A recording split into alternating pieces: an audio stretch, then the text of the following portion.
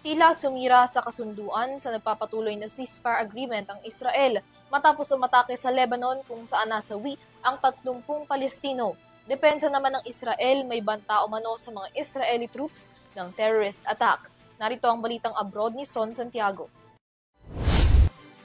Nagsagawa ng mga pag-atake ang Israel sa Gaza at Lebanon ngayong linggo kahit pa na may umiiral na ceasefire ang Israel sa dalawang nasabing bansa. Hindi bababa sa 30 Palestinians ang nasawi matapos ang airstrikes ng Israeli Defense Forces o IDF nitong Miyerkules at Huwebes. Ayon kasi sa Israel Forces, isinagawa nila ang pag-atake bilang tugon umano sa banta mula sa mga teroristang lumalapit sa mga Israeli troops na nakatalaga sa iba't ibang bahagi ng Gaza. Ngunit ang kanilang pag-atake ay kasunod lamang ng pag-aproba ng United Nations Security Council sa US-backed resolution na layong suportahan ng roadmap para sa konstruksyon ng Gaza at pag-deploy ng isang International Stabilization Force para sa seguridad nito.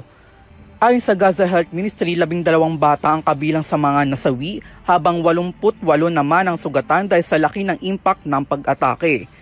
Sa kabuuan naman, umabot na sa 312 ang bilang ng nasawi sa Gaza mula na magsimula ang ceasefire noong October 10. Sa bilang na ito, higit 69,000 Palestinians na ang namatay na magsimula ang digmaan 2 taon na ang nakalipas. Sa Lebanon naman, naglunsad din ng mga pag-atake ang Israel laban sa mga umano'y presensya ng Hamas doon at ang mga pag-re-establish ng mga militant assets ng Lebanese militant group na Hezbollah. Nitong Martes, November 18, tinarget ng Israel ang isang Palestinian refugee camp kung saan higit 10 ang nasawi. Pinaniniwalaan kasi ng IDF na ginagamit ang refugee camp bilang training site ng grupong Hamas. Nang sumunod na araw naman, umatake din sila sa umano'y weapons storage facilities ng Hezbollah.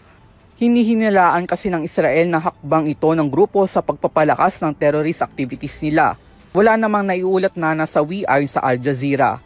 Matatandaang mayroong ding ceasefire agreement ang Israel at Lebanon noon pang November 2024. Para sa Unity TV News, ako si Son Santiago, sumasaludo sa bawat Pilipino.